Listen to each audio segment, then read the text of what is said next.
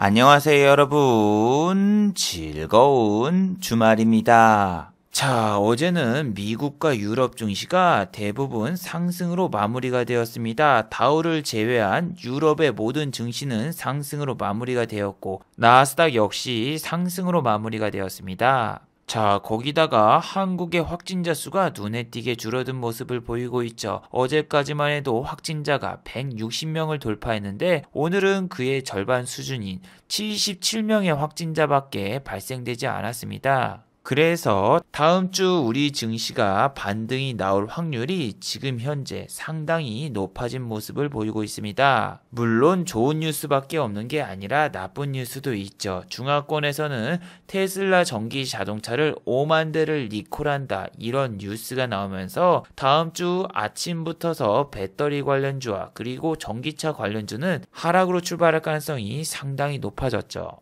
자, 그리고 한국의 불안 요소는 바로 다음 주 목요일 한국의 3분기 GDP 발표 뉴스가 있습니다. 다음 주 한국의 3분기 GDP 발표가 끝나면은 악재 해소로 인해서 외국인과 기관의 투자자들의 수급이 다시 한번 크게 들어올 수도 있고, 반대로 한국의 경제 성장률이 예상치보다 더 나쁘게 나올 경우에는 외국인과 기관의 투매가 더욱더 커질 수 있는 그런 상황입니다. 호재와 악재가 공존하는 이 상황에서 다음 주 한국 증시는 과연 어떤 모습을 보여줄까요?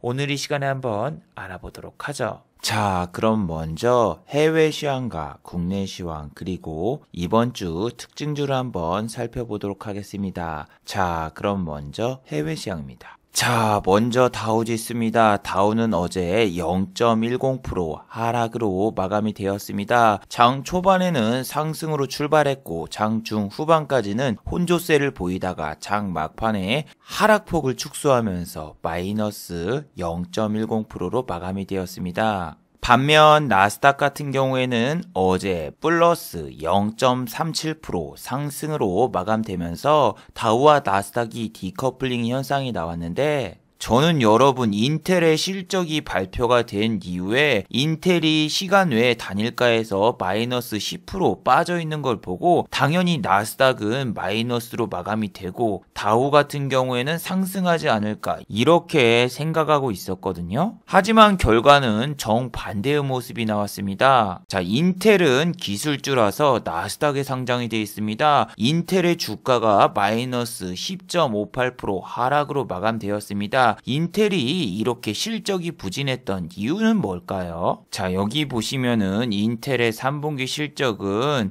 상당히 안 좋게 나왔습니다. 매출이 전년 대비해서 4% 정도 감소를 했다고 하는데, 특히 인텔의 반도체 칩을 생산하는 인텔 데이터 센터 그룹이 실적이 부진을 했습니다. 데이터 센터 그룹이 실적이 부진했던 이유는 꼬다리 식구로 인해서 기업 정부 시장의 매출이 47%가 감소가 됐기 때문이죠. 자, 그런데 이렇게 메모리 반도체 부분에 영향을 미쳤다면은 삼성전자와 하이닉스에도 영향을 피해 갈 수가 없죠. 특히 인텔의 낸드 사업 부분을 하이닉스가 10조 원을 주고 인수를 했기 때문에 월요일 날 하이닉스 같은 경우에는 추가 하락이 예상이 됩니다. 실제로 미국 반도체 기업인 마이크론 테크놀로지의 주가를 살펴보시면은 마이너스 2.81% 하락으로 마감이 되었습니다. 보통 마이크론 테크놀로지의 주가가 오를 경우에는 삼성전자와 하이닉스가 상승으로 마감이 됩니다. 자, 금요일 같은 경우에는 바로 전날 마이크론 테크놀로지의 주가가 2.01% 상승으로 마감되자 하이닉스하고 삼성전자는 약간이지만 상승으로 마무리가 되었죠. 삼성전자는 0.17% 상승을 했고 하이닉스 같은 경우에는 4거래일 연속 하락을 하다가 기술적인 반등으로 보이지만 0.72% 상승으로 마감이 되었단 말이에요. 그런데 미국 시장에서 반도체와 메모리 부분에서 실적이 감소되었다는 얘기는 삼성전자와 하이닉스도 피해갈 수 없다라는 뜻이죠. 그리고 또 삼성전자 같은 경우에는 최근에 6만원대가 장중에 몇 번이나 깨졌습니다. 깨질 때마다 개인 투자자분들이 6만원대에서 진입을 하는데 이 삼성전자 같은 경우에는 말이죠. 6만원대를 벌써 수십 번 찍었습니다. 근데 6만원대 찍자마자 일주일 안에 다시 5만원대로 가고 6만원대 찍으면은 다시 5만원대로 가고 6만원대 찍으면 다시 5만원대로 가고 이걸 보면은 차라리 5만원대라든가 뭐 4만원대 내려왔을 때 그때 잡아서 6만원대까지 끌고 가서 파는 게 더 낫지 않나요? 여기서 지금 들어가가지고 이번에는 가겠지 여기서도 그 생각했고 여기서도 그 생각했고 여기서도 그 생각했고 여기서도 그 생각했고 그럼 못 팔아요. 계속 지금 벌써 4번째고 반도체 관련 악재 뉴스가 지금 저런 식으로 나오고 있는데, 아니 저는 개인적으로 삼성전자가 미국의 5G 시장에 본격적으로 진출하면서 8조 원 규모의 장비 계약도 했고 이번에 영업이익이 10조를 넘어서 12조를 넘어섰고 엔비디아하고 또 공급 계약 체결했고 호재만 정말 많이 가지고 있는 종목인데, 그런데도 주가가 6만원에 가면은 계속 꼬꾸라지는 게 너무너무나 아쉬워요. 뭐 이쪽에서 올라가봤자 얼마나 올라갈 것인가. 삼성전자는 여기에 물리신 분들도 있기 때문에 여기 또 올라가면은 이쪽에서 또 물리신 분들 탈출하려고 할 것이고 여기서 물리신 분들도 있고, 그래서 삼성전자는 6만원대 진입하는 거는 그렇게 좋은 생각이 아닌 것 같습니다. 올라봤자 62,800원. 그리고 뭐 7만원, 8만원 가려면은 현재 미중 무역전쟁이라던가 혹은 미국의 대통령 선거라던가 끝난 다음에나 오르지 지금은 솔직히 조정을 줘도 더 조정을 줄 수 있는 그런 상황이라고 생각이 되기 때문에 지금 이 자리에서 들어가는 거는 개인적으로 안 좋다고 봅니다. 자, 국내 증시 같은 경우에는 미국에 있는 주식을 따라가는 경향이 상당히 많습니다. 최근에 네이버하고 카카오 같은 언택트 관련주가 연일 하락을 하고 있죠. 그런데 미국의 넷플릭스라던가 언택트 관련주의 실적이 나왔는데 생각보다 실적이 부진했어요. 자, 일단 넷플릭스의 실적 발표는 이날 했습니다. 10월 21일이죠. 자, 넷플릭스의 실적을 한번 살펴보시면은 3분기 가입자가 1분기에 비해서 반토막이 났죠. 자, 1분기 때는 코다리19 바이러스로 인해서 넷플릭스가 실적이 어마어마하게 잘 나왔죠. 미국 셧다운, 유럽 셧다운, 그리고 한국은 셧다운을 안 했지만 사회적 거리두기로 인해서 집에 있으신 분들이 많았고 그 덕분에 넷플릭스 가입자는 폭발적으로 늘어났습니다. 하지만 이제는 봉쇄령이 다 풀렸고 넷플릭스는 가입자 수가 반토막이 났죠. 물론 가입자 수가 전부는 아니지만 영업이익 같은 경우에도 컨센서스에 못 미쳐서 실적이 발표된 이후 마이너스 7% 넷플릭스는 하락을 했습니다. 자, 그리고 넷플릭스 실적이 발표된 날을 보시면은 어머, 카카오 같은 경우에는 상승했는데요. 아닙니다. 미국은 우리와 시차가 있기 때문에 22일 날로 보시면 됩니다. 그래서 넷플릭스 실적이 발표된 이후 카카오의 주가는 이틀 연속 하락을 하고 있죠. 네이버 역시 넷플릭스의 주가가 폭락하면서 같이 내렸습니다. 그런데 포털 사이트 뉴스에는 이런 뉴스가 있더군요. 지금이 매수 적기인데 동학개미는 네이버와 카카오를 손절을 하고 있다. 자, 이 기사를 한번 잘 살펴보시면은 증권 관계자는 카카오가 40만 원이 넘었을 때 개미분들이 많이 사셨는데 그렇게 비쌀 때 사신 분들이 지금 이렇게 싸졌을 때 왜 안 사는지 모르겠다라고 이야기를 하죠. 그리고 카카오 같은 경우에는 내년에도 성장을 할 수 있는 기회가 있다. 그리고 증권사 대부분은 목표 주가를 유지하거나 올리는 경우를 보이고 있다라고 하고 있습니다. 자, 그런데 저는 이 기사가 과연 제대로 된 기사인가 의문점이 들더군요. 왠 줄 알아요? 카카오하고 네이버의 수급을 보세요. 개미분들이 손절을 하고 있다? 아니, 개인밖에 안 사고 있잖아요. 지금 외국인 기관이랑 얘네들 하루 종일 팔고 있는데 개인만 사고 있는데 언제 팔았다고 개인이 지금 손절을 하고 있다란 얘기예요. 오히려 지금 신용까지 끌어써가지고 지금 물 타고 있는데 대체 저 기사는 무엇을 바탕으로 쓴 건지 이해가 안 가네요. 기사를 쓰려면은 최소한 카카오하고 네이버에 매동은 봐야 되는 거 아닙니까? 기관이랑 외국인이 이렇게 팔아치웠는데 지네 때문에 지금 주가가 내려가고 있고 개인은 판 적이 없어요. 판 적이 적이 이번 달 들어가지고 7일, 6일, 5일 빼고 판 적이 없단 말이에요. 이때 기사를 썼으면 얘기를 안 하는데 기사를 지금 이때 써놓고서 개인이 지금 판 적이 없다고 하는 거는 정말 말이 안 되는 얘기죠. 아니 그럼 그렇게 좋은 회사고 목표가를 그렇게 올릴 거면은 외국인 기관 그리고 저 애널리스트들이 사야지. 목표 주가를 상향하고 좋다고 주식을 추천해놓고 왜 지는 팝니까? 아니 그래서 주식을 처음 하시는 분들은 매동도 안 보고 이런 기사를 보고 어머 지금이 매수 적기라고 내가 사야 되겠구나 하면서 여러분들이 아무 생각 없이 그냥 카카오하고 네이버를 매수해버릴 수도 있어요. 뭐 넷플릭스 빼고도 아마존이라던가 페이스북이라던가 구글이 지금 좋은 모습을 보여주고 있으면 상관이 없는데 지금 아마존닷컴 같은 경우에도 거의 한 달 가까이 기간 조정이 나오고 있는 상황이라서 우리나라의 언택트 관련주가 가려면은 미국의 언택트주가 먼저 상승을 해야 돼요. 그리고 중요한 거는 카카오하고 네이버의 실적 발표가 곧 있을 예정입니다. 자, 네이버 같은 경우에는 경영 실적을 10월 29일 날 발표할 예정이죠. 10월 29일은 보시면 아시다시피 목요일입니다. 이날은 한국의 GDP가 발표되고 이날은 네이버의 실적이 발표돼요. 근데 한국의 경제 성장률이 발표됐는데 여기서 떨어져 봐. 그리고 여기서 또 실적도 안 좋게 나오면은 이중 타격을 받을 수 있어요.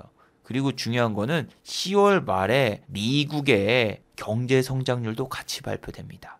미국의 경제 성장률이 만약에 또 지난번처럼 막 10% 가까이 내렸다. 이러면은 한국 시장에도 영향을 줄 수 있기 때문에 지금 네이버와 카카오는 저가 매수의 기회로는 볼 수가 없죠. 자, 그리고 금요일 날 실적 발표를 한 회사가 있습니다. 바로 삼성바이오로직스인데, 자, 실적을 한번 살펴보시면은 삼성바이오로직스 3분기 만에 작년 실적을 뛰어넘었다. 영업이익 같은 경우에는 565억 원, 지난해 같은 기간보다 139% 증가를 했고 매출 같은 경우에는 48%가 늘었다고 나왔죠. 자, 그러면은 지금 이 주식이 과연 어닝 서프라이즈라서 다음 주에 큰 상승이 나올까요? 아니면은 지금 실적이 더 부진하다고 판단을 해서 주가가 더 하락을 할까요? 자, 여러분, 회사의 실적이 작년 동기 대비해서 100%가 오르든 200%가 오르든 컨센서스를 상회해야지 어닝 서프라이즈라고 할 수 있습니다. 자, 이게 바로 삼성바이오로직스의 3분기 목표 주가라던가 영업이익 예상치인데 35%하고 148%죠. 영업이익 같은 경우에는 139%가 나왔고 매출 같은 경우에는 좀 많이 나왔어요. 매출 같은 경우에는 43%를 예측했지만 49%가 나왔고 또 영업이익 같은 경우에는 약 10% 정도가 줄었는데 자, 과연 다음 주에 삼성바이오로직스는 호실적으로 크게 상승이 나올까요? 자, 일단 금요일날 3% 빠진 거는 실적 때문에 빠진 게 아니에요. 실적 발표는 3시 45분에 있기 때문에 시간의 단일가를 잘 보셔야 됩니다. 자, 시간의 단일가 가격은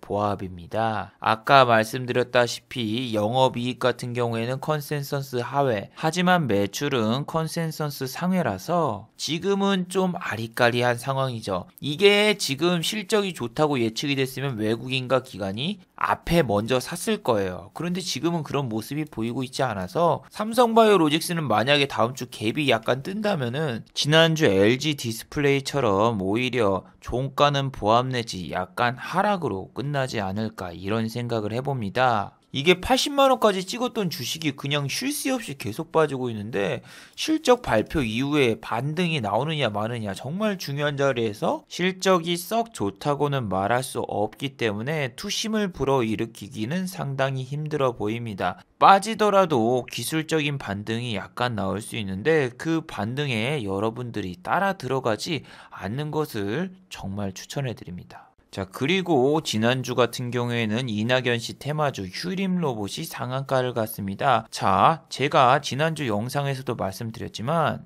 자, 지난주에 올렸던 이 영상을 자세히 보시면은 자, 3분기의 실적이 부진한 기업들 같은 경우에는 적자가 발생할 경우가 많고 원래부터 부진했던 회사들 같은 경우에는 잠깐 이슈를 띄우면서 빵 하고 상한가 내지 급등을 보낼 수 있습니다. 하지만 적자인 회사가 급등을 할 경우에는 대부분 유상증자를 진행을 하거나 혹은 실적 발표 기간 내 세력들이 탈출하려는 그런 속셈이기 때문에 이러한 회사들을 주의하라. 지난 영상에서 말씀드렸죠. 자, 일단 휴림로봇은 978원짜리 동전주입니다. 자, 동전주 같은 경우엔 당연히 적자가 지속되는 회사죠. 연간으로 보셔도 지금 2년 연속 적자가 이뤄지고 있는 회사입니다. 자, 여러분 4년 연속 적자가 이뤄질 경우에는 코스닥에서 상장 폐지 심사에 들어가는데 이 종목은 벌써 2년 연속 적자가 지속되었죠. 이번 분기, 다음 분기도 적자가 되면은 2020년도 역시 적자가 될 수 있고 고점에서 물려서 내년까지 가져갔고 그리고 내년도 적자가 나온다면은 휴림로봇이라던가 삼부토건 같은 경우에는 이낙연 씨 테마주인데 지금은 정치 테마주가 잘 가고 있습니다. 정치 테마주가 잘 간다는 얘기 자체는 그만큼 시장이 어렵죠. 시장이 어렵기 때문에 지수하고 정반대로 가는 종목들이 정치 테마주입니다. 자, 여기 보시면은 코스피가 이렇게 연일 하락을 하고 2400을 돌파를 못하고 밑에서 돌고 있는데 삼부토건 같은 종목은 오히려 신고가를 가고 있는 모습이 나오고 있죠. 그런데 보통 이낙연 씨 테마주가 가면은 이재명 테마주도 같이 가거든요. 근데 이재명 같은 경우에는 지금 지지율 격차가 다시 한번 벌어지면서 지난주에 정치 테마주 중에서 그렇게 상승을 못했습니다. 뭐 에이텍이라던가 에이텍 TN 이런 애들은 크게 상승하지 못한 반면에 서현 탑메탈 같은 종목은 상한가를 찍었습니다. 자, 이 종목 같은 경우에는 과연 왜 상한가를 갔을까요? 자, 서현 탑메탈 같은 경우에는 윤석열 씨 관련주입니다. 윤석열 씨 관련주가 서현 탑메탈과 서현 이렇게 두 종목이 있는데 서현 역시 17.41% 상승으로 마감이 되었죠. 보통 여러분 장이 안 좋아지면은 우선주, 품절주, 스펙주, 그리고 정치 테마주가 움직입니다. 자, 그런데 지금 실적 발표 기간에 실적이 잘 나올 수 있는 주식들이 상당히 많아요. 실적이 잘 나오는 종목 위주로 매매를 해보려고 해도 지난주 LG 디스플레이처럼 실적이 잘 나와도 안 움직이는 주식들 혹은 하락하는 주식들이 너무 많아서 고민이 돼요. 여러분 다음 주 월요일에는 네이버, 기업은행 그리고 NH투자증권의 실적 발표가 여러분을 기다리고 있습니다. NH투자증권 같은 경우에는 실적 발표 바로 전날에 외국인과 기관의 수급이 양매수가 들어왔습니다. 아니 그런데 여러분 이거는 실적보다는 두 가지 뉴스로 상승을 했습니다. 첫 번째는 유명하신 우리 양모 씨 기자분이 기사를 쓰자 갑자기 슈팅이 나오더군요. 아니 뭐 별것도 아닌 뉴스에 12시부터서 그냥 슈팅이 촥 나오더니 종가까지 고가가 가는데 물론 종가 고가에 갈 때쯤에는 이 2020년도 국정감사가 있었습니다. 자, 옵티머스 펀드 피해자들에게 보상 대책을 마련하겠다. 이거 제가 실시간으로 국감 보고 있었는데 갑자기 저거 나와가지고 인터뷰하니까 갑자기 촥 올라가더라고요. 외국인과 기관이 오늘 양매수가 들어왔는데 장중에 원래부터서 외국인이 많이 사고 있었는데 아까 뉴스가 나온 다음에 외국인의 매집이 더 많아졌고 국감 뉴스 나온 다음에는 기관까지 가세해가지고 정말 좋은 수급이 들어왔는데 이거는 개인적으로 좀 국감 이슈와 그리고 다음 주 실적 발표를 노리고 외국인과 기관이 종가 직전에 매수를 해서 다음 주 갭을 빵 띄우면은 그때 다시 좀 매도 물량이 나오지 않을까 이런 생각이 들더군요. 자, 그리고 여러분 증권주 전체를 보시면은 NH투자증권이 종가에 급변하면서 키움, 대신 그리고 미래에셋대우 등 모든 증권사 대부분이 상승으로 마무리가 되었어요. 특히 키움 같은 경우에도 3시 이후에 이렇게 상승을 하면서 마감이 되었습니다. 그런데 여러분 조금 이상한 점을 못 느끼시나요? 보통은 10만원이 넘어가는 무거운 주식들은 느리게 움직이거나 상승률이 낮고 1000원짜리라던가 2000원짜리 이렇게 동전이나 지폐 관련주들은 좀 더 세게 움직이는데 증권주는 전혀 그런 모습이 안 나오고 있어요. 자, 보세요. 알렉 같은 경우에는 예전에 10만원도 넘었던 적이 있는 그런 주식입니다. 그리고 이 주식은 만원이 넘는 주식이라서 상승을 해도 5%, 2%, 7% 이 정도밖에 상승을 안 해요. 많이 상승해봤자 상한가는 잘 못 가고 14%, 7%, 5% 이 정도만 상승하는 반면에 써니전자 이 주식도 안철수 씨 관련 주식인데 이런 주식은 한번 상승하면은 21%, 9.8%, 24.49% 크게 상승을 한단 말이에요. 그래서 무거운 주식과 가벼운 주식이 있으면은 무거운 주식은 많이 못 오르는데 증권주만큼은 무거운 주식이 더 잘 올라요. 예를 들면 2,000원짜리라던가 3,000원짜리 주식은 탄력성이 더 좋고 위로 더 잘 올라가는 그런 이미지인데 증권주는 다릅니다.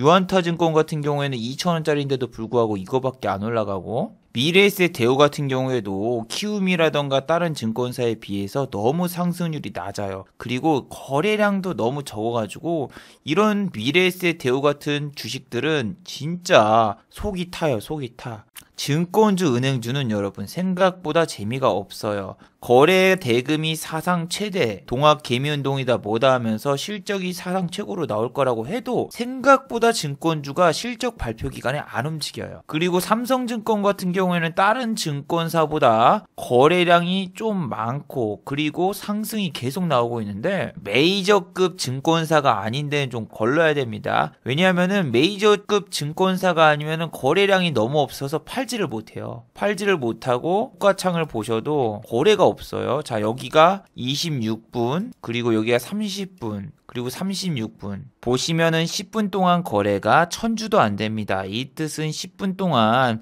300만 원 이상도 거래가 안 되고 있다는 뜻이에요. 기업은행도 보시면은 다음 주 월요일 날 실적을 발표하는데 외국인 기관에 쌍매수가 들어왔습니다. 그리고 지금 5일 연속 상승 중인데 항상 실적 발표할 때 이렇게 빵 띄우고 다시 쫙 내려가요. 그리고 은행주 같은 경우에는 뭐 10%, 20% 이렇게 못 올라요. 보통 주식이 많이 움직여야 8%, 9%. 그리고 얘는 월봉으로 보시면 속이 탑니다. 속이 타. 아니 못 올라왔어. 지난 3월 달에 코다리19 바이러스로 인해서 빠졌다가 V자 반등이 나와서 이런 데를 탈출하는 주식들이 대부분이잖아요. 근데 은행주는 지금 보시면은 5달 넘게 제자리예요. 제자리. 지난번 3월 달에 하락분을 벗어나지 못했어요. 다른 은행주도 마찬가지죠. 은행주 같은 경우에는 대출이 많아지고 그래서 실적이 정말 좋게 나올 거라고 이야기가 나오고 있는데 여러분 정부에서 배당을 자제해달라. 은행주는 여러분 성장성이 둔화가 돼 있기 때문에 배당이 상당히 크게 나오는 주식들인데 이 배당을 하지 말라고 정부에서 이렇게 압박을 놨습니다. 자, 여기 보시면은 금강원장이 은행은 배당도 주지 말고 자사주 매입도 하지 말라고 나왔어요. 왜냐하면은 국가적인 위기 상황에서 만약에 은행이 무너진다면은 그건 큰 위기로 올 수가 있고 옛날에도 외환은행 사건이 있었죠. 론스타 사건처럼 은행은 국가적 위기 상황에 충분한 충당금을 쌓아두어야 되는데 이 돈이 배당으로 나가거나 자사주 매입으로 들어갈 경우에는 좋지 않을 수가 있다. 그래서 금융원장이 나와서 배당과 자사주 매입을 하지 말라고 해서 지금 은행주는 계속 횡보 내지 큰 하락만 하고 있어요. 그래서 은행주 같은 경우는 여러분이 연말 배당을 노리고 들어가는 건데 배당금을 축소하거나 배당을 안 줄 수도 있다. 저런 말이 들리고 있기 때문에 여러분들이 투자의 매력도를 은행주에서는 별로 찾을 수 없으니 주의하시기 바랍니다. 자, 그리고 이게 급등주 투자의 단상입니다. CJ 시푸드 같은 경우에는 후쿠시마 방류 소식 때문에 여기 보시면은 전날 22.24%까지 상승을 했어요. 그런데 보통 이런 자리에서 들어가서 사람들이 갭이 뜨는 시나리오를 생각하지만 시간에 단일가 붙어서 추락을 했고 CJ 시푸드는 그 다음날 마이너스 16.12%로 마감이 되었어요. 왜 CJ 시푸드, 사조오양, 사조 동원 같은 경우에는 큰 하락이 나왔을까요? 바로 후쿠시마 오염수를 바다에 방류를 하기로 했는데 그 결정을 연기를 시켰다. 이런 뉴스가 나오면서 사조오양 같은 경우에는 급락이 나와버리고 말았죠. 그래서 장이 안 좋은데 여러분 악재 뉴스가 뜨면은 참 골치 아파져요. 다행히 주말에 확진자 같은 경우에는 어제보다 100명 정도 줄었습니다. 어제는 확진자가 166명이었는데 지금 같은 경우에는 확진자가 국내 발생이 66명, 해외 유입이 11명으로서 지난주 금요일보다 상당히 많이 줄은 모습이 나오고 있죠.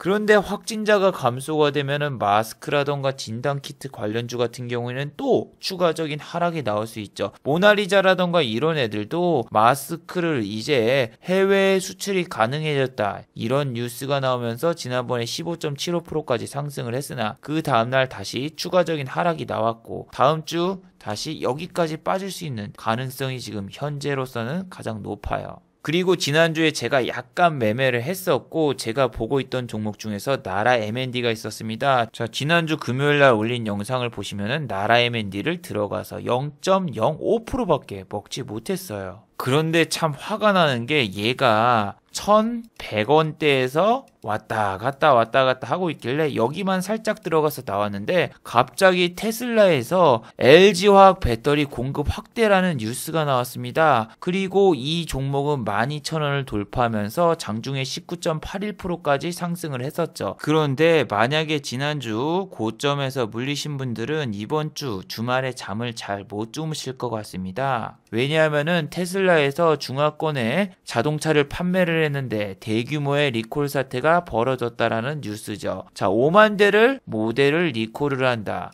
고작 5만 대밖에? 아니, 현대차 같은 경우에는 이번에 코나 EV 같은 경우에도 25,000대를 리콜하는데 고작 5만 대 갖다가 호들갑을 떨 필요 있을까 생각하시는 분이 있지만, 테슬라가 1년에 생산하는 자동차의 양은 1년에 약 36만 대밖에 안 되기 때문에 일반적인 자동차로 비교해 보시면 안 돼요. 그래서 전기차 배터리라던가 혹은 이런 전기차 배터리 관련주들은 다음 주 하락으로 출발할 수밖에 없을 것 같네요. 시간의 단일가에서도 이렇게 2.13%가 내렸기 때문에 나라 M&D, 나인테크 이런 애들 같은 경우에는 장 초반부터서 하락세가 이어질 가능성이 높으니 조심하셔야 됩니다.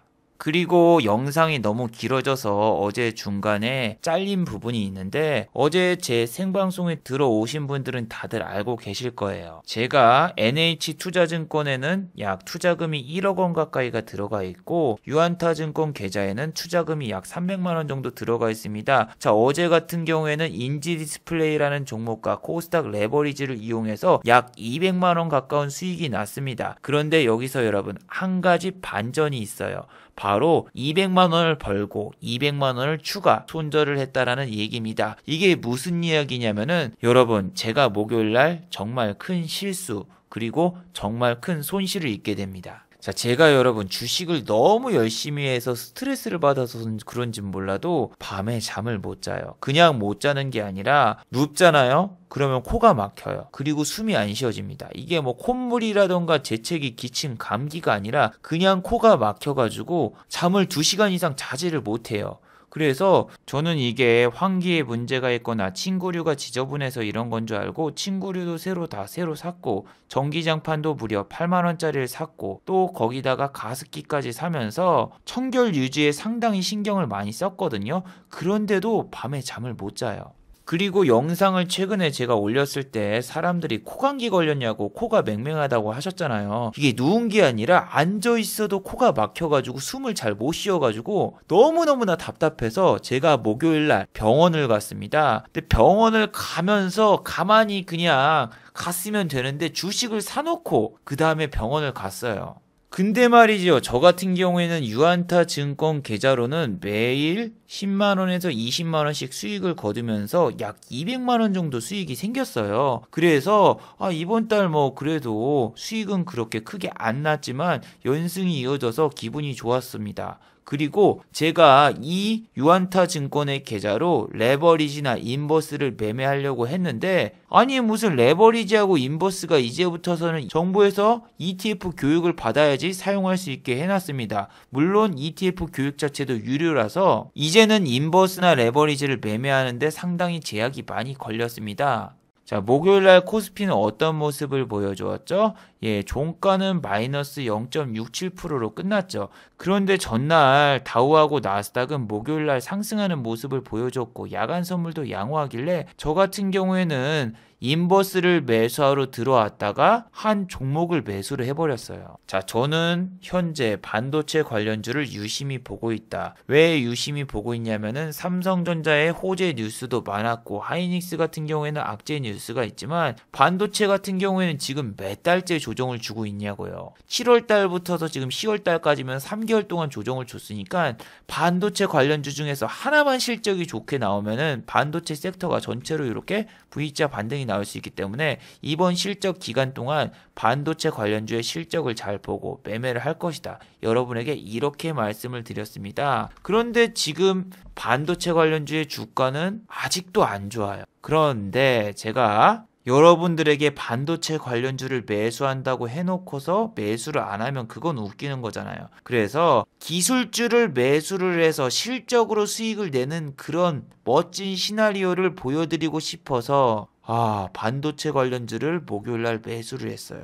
테스 같은 경우에는 다른 반도체하고 다르게 여기서 V자 반등이 나올 수 있는 그런 자리까지 왔거든요. 그래서 다른 주식은 몰라도 테스는 종가 기준으로 반등이 나오지 않을까. 이 종목은 항상 보시면은 마이너스 이렇게 빠져도 종가는 상승이 나오고 이렇게 마이너스 4%가 빠져도 종가는 이렇게 좀 반등이 나오는 그런 종목이거든요. 물론 지금 추세는 완전히 하향으로 가버렸지만. 그래서 목요일날 제가 병원에 가면서 이 테스를 요 자리에서 매수를 했고 그리고 병원에 갔습니다. 근데 병원을 그냥 간 게 아니라 이왕 이비인후과를 가는 김에 제가 탈모가 있어서 탈모 치료제, 피부과도 가고 그리고 내과 가가지고 치료도 받고 이비인후과 가서도 치료를 받자 해서 세 군데를 가기로 한 거예요. 그래서 병원에 가서 세 군데를 진찰을 받다 보니까 제가 매도해야 되는 시기, 손절해야 되는 시기에 제대로 대응을 못했습니다. 여기 보시면은 탈모 치료제와 두 번째는 코에 넣는 스테로이드 용액제가 있는데 진료가 다 끝나고 HTS를 보자 마이너스 6%가 하락을 했더군요. 스탑로스 같은 경우에도 투매가 나올 경우에는 여러분 작동을 안 해요. 그래서 목요일날 너무 어마어마한 거예요. 유안타증권 300만원짜리 계좌로 하루에 10만원, 20만원씩 벌어가지고 200만원 가까이 수익을 얻었는데 1억 원이 들어있는 계좌로 약 6천만원 정도 매수를 했을 거예요. 6%를 그냥 다 때려 맞아 버리니까 마이너스 400 얼마 정도 됐을 겁니다. 그러니까 사람이 정말 미쳐버리겠고 화가 너무 나가지고 이거를 지금 손절을 할까 아니면 하루만 더 가져가가지고 어느 정도 반등이 나오면 자를까 1번과 2번 중에 저는 2번을 선택하게 된 거죠. 다음날 이게 요 정도까지 반등이 나온다면 여기서 손절을 하자. 마이너스 한 450이 아니라 마이너스 한 200 정도까지 오면은 손절을 때리자. 이렇게 계획을 잡았거든요. 여기에서 여기까지 너무 많이 빠졌으니까 지난번처럼 이렇게 반등 나올 수 있겠지 생각을 했는데 그 다음날 더 빠진 거야. 마이너스 2.30까지. 그래서 어제 같은 경우에는 장중에 200만원 이상 수익이 생겼는데 손실본 금액의 반 정도를 덜어냈습니다. 그래서 현재 잔고에 마이너스 약 250만원 정도의 묵은지가 남아있어서 다음 주에 저도 엄청나게 열심히 매매를 해야 되는 상황이고 주말이 참 기분이 안 좋아요. 그래도 여러분 다음 주는 일단 출발이 그렇게 나쁘진 않을 것 같거든요. 다우는 약간 하락을 했지만 나스닥은 상승을 했고 유럽 증시 역시 상승으로 끝났기 때문에 출발은 나쁘지 않을 걸로 보고 저도 일단은 다음 주 월요일은 어느 정도 손실을 복구시켜 보려고 하는데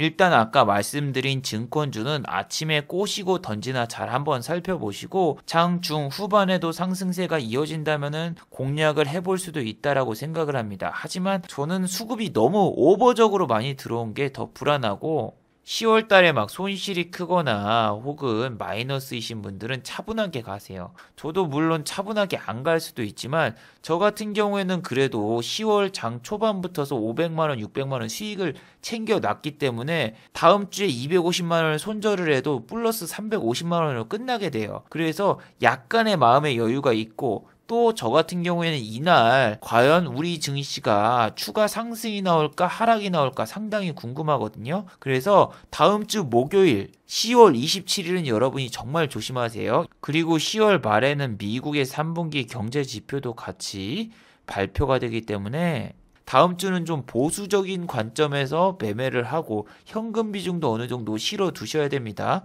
저도 여차하면 인버스 그냥 확 때릴 수 있어요. 그리고 종목들의 개별적인 악재도 나올 수 있으니 지금 시장에서 상당히 주의를 하셔야 됩니다. 자, SM 엔터테인먼트 같은 경우에는 해당 가수 중 아이린이라는 가수가 있는데 이 가수가 갑질을 했다라는 뉴스에 주가 역시 금요일날 하락을 하고 말았어요. 그래서 지금 가뜩이나 주식들이 내리고 있는데 저런 짜잘짜잘하고 조그만한 뉴스 때문에 내 주식은 다른 주식이 상승할 때 상승이 안 나오거나 오히려 반대로 하락하는 경우가 나올 수 있으니 투자를 하실 때 개별적인 악재가 남아있는 주식들은 피하시는 게 제일로 좋습니다.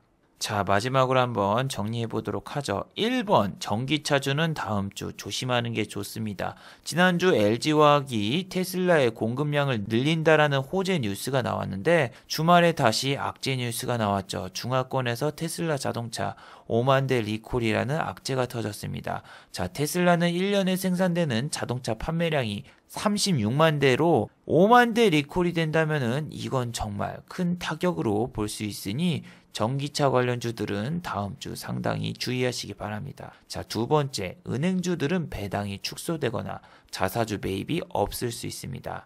은행주들은 정부에서 국가 비상사태를 대비해서 은행들에게 자사주 매입을 중단하고 배당도 줄이라는 권고를 받게 되었습니다. 그래서 지난 상승장에도 은행주들의 상승은 가장 더딘 모습을 보여주었는데 월요일 날은 기업은행의 실적 발표가 있습니다. 기업은행의 실적 발표 이후 은행주들은 과연 어떤 모습을 보여줄까 잘 지켜보도록 하죠. 자, 유튜브 광고도 끝까지 시청해주시면 정말로 고맙겠고 좋아요와 구독하기도 많이 눌러주시면 정말로 감사하겠습니다. 그리고 또 어제 생방송 전에 후원을 해주신 정말 고마운 분들이 계셨네요. 네, 제 유튜브 채널에서 김천재 후원하기 버튼을 누르시면 저를 후원해 주실 수 있는데 스마일님, 토니스타크님, 남전영주님 후원 정말 감사드립니다. 자, 다들 수고하셨고 즐거운 주말 되시기 바랍니다. 다들 수고하셨습니다.